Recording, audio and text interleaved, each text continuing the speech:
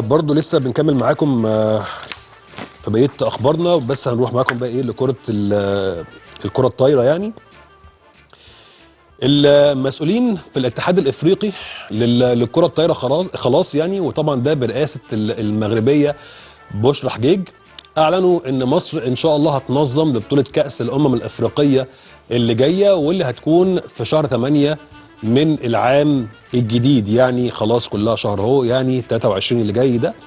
وكان الاتحاد المصري تقدم بطلب استضافه البطوله دي، وكان في منافسه مع نظيره التونسي للفوز بشرف استضافه البطوله.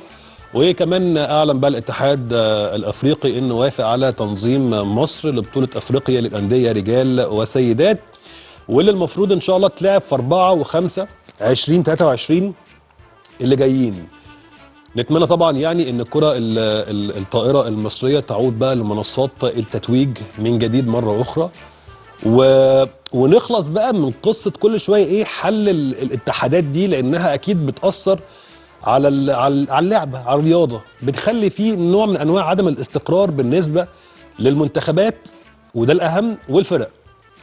فنتمنى ان شاء الله يكون في عندنا استقرار واضح بقى، وعندنا في خطه واضحه مستقبليه كده موضوع لينا للكره الطايره، ان احنا يبقى عندنا يعني اهداف واضحه ليها، ده نكمل بيه المشوار الفتره اللي جايه بالنسبه للكره الطايره.